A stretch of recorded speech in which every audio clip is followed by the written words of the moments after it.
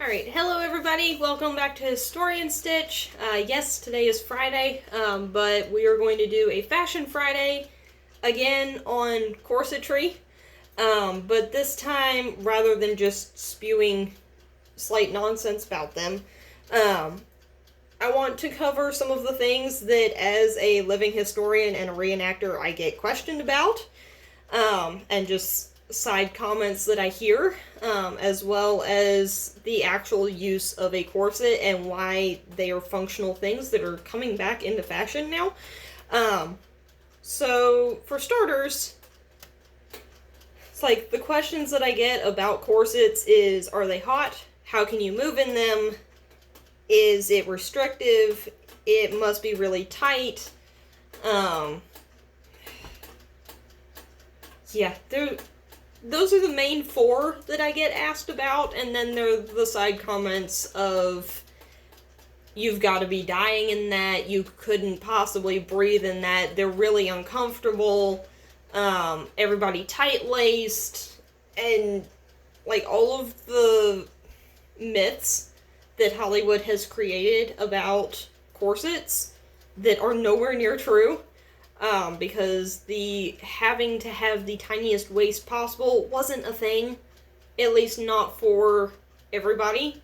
Like, for the way upper classes, yeah, they did it. They were insane and didn't have to get up and go and do shit. So they did it. They did the tight lacing and aiming for basically my waist size that it is naturally. Funny thing about wearing a corset, though, and all of the underpinnings, I go from a 27-inch waist to a 28 or a 29, because there's that much material sitting right here at your waist.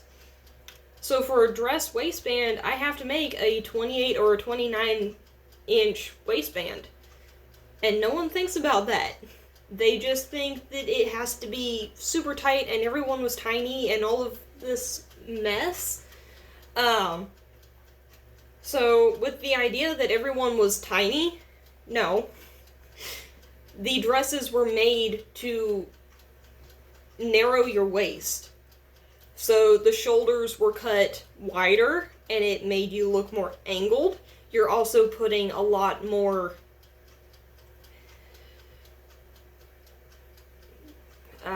trim. There's the word. You're putting a lot more trim on the dresses to make you look more narrow. And then there's from your waist out where you've got this giant skirt, whether it's a day dress that you happen to be working in or an actual hoop or cage that you're wearing. It's going to naturally make your waist look smaller. Not everyone was tiny. Same for bust size. The range of bra sizes that we have today, they had in corsets then. The difference is you were actually making the corset to fit the person. So if you had like a 27-inch waist and you needed a 36 at the bust, you could make it.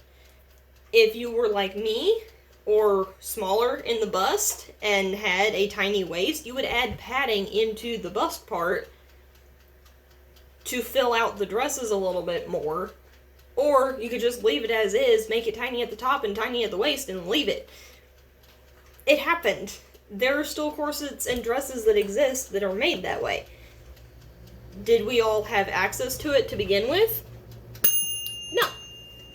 But since, especially with the pandemic and everything that happened, and not everybody being able to just go out and get to those archives anymore, it's all online now, or a lot of it is, and it's being processed and put online progressively now, even.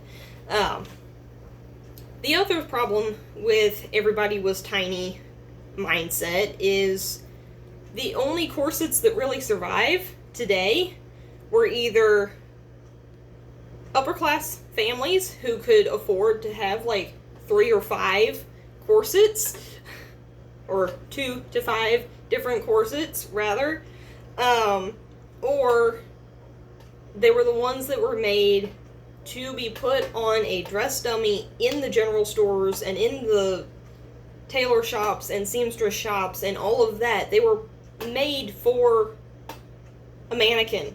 and they were never intended to be worn. Therefore, they were never worn.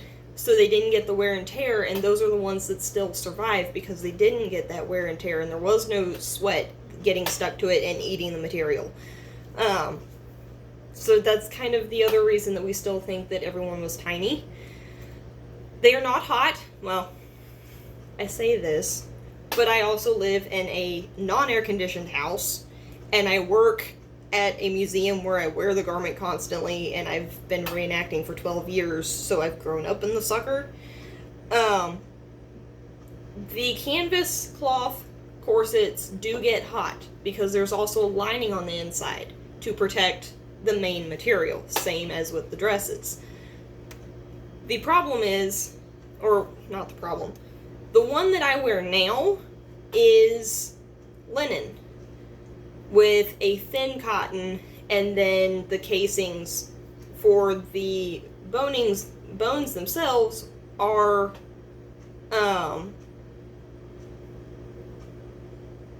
reinforced with an extra layer of cotton. So where the boning strips are, there's a lot of material, but past that, it's breathable and it's movable. Which leads into the next thing of you can't move in them.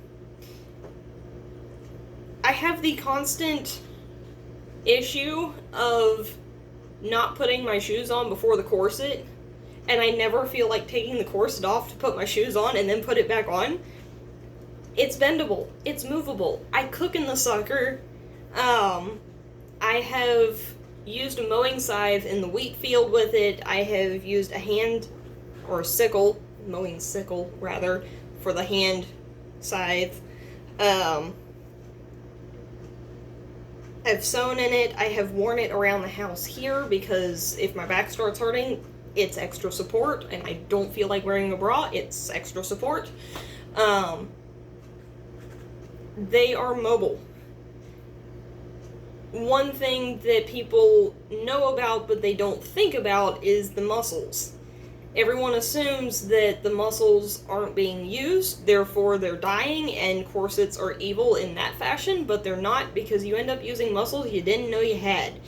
I am actually stronger for both wearing the corset and also not wearing the corset than I would be with just wearing it and just not wearing it.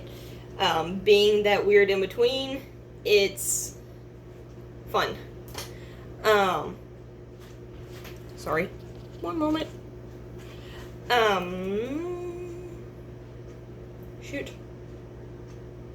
Yeah, there's a lot of stuff about corsetry that we don't think about, but the other point that a lot of people don't... You need the corset for... It's like there's 15 pounds, at least, of material from the waist down in petticoats and skirt and crinoline and cage and all of the mess.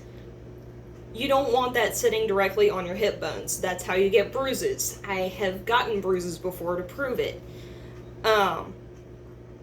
The corset sits from here up and will evenly distribute that weight into the rest of that garment rather than to the body itself. It's a protective layer. And then there's the fact that you're not wearing a bra with a corset, therefore it is supporting the bust. In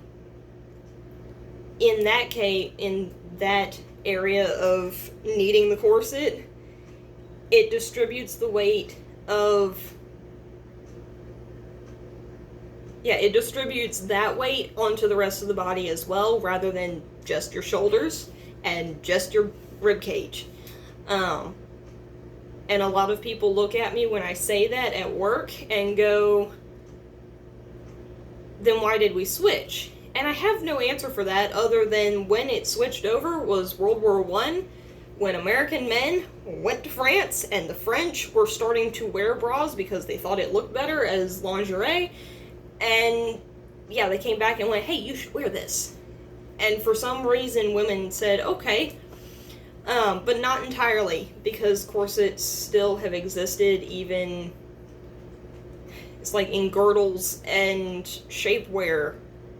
In a weird way, the corset has still persisted. But But then there's also especially the men who look at me and go, well, it must be better to wear what we do now than it would have been then. And I have to kind of laugh at that. This is my last point. I have to laugh at it because my response to that is, if it were better, then we would have been wearing bras for hundreds of years rather than stays and corsets and pair of bodies, which are all in a way the same thing, just different shapes and slightly less boning as you progress. But pair of bodies and stays and corsets were worn for literally hundreds of years. We have only been wearing these for the past 90 years, give or take, maybe 100 years now. So yeah, there is my spiel about corsets. Like, follow, subscribe on here and Facebook and Instagram, please. And that is our Fashion Friday for the first time in literal months. So, hopefully on Monday I will have a post of the week on Facebook and a small bit about it on Instagram, probably about baskets. So yeah, I'll see y'all next time. Bye!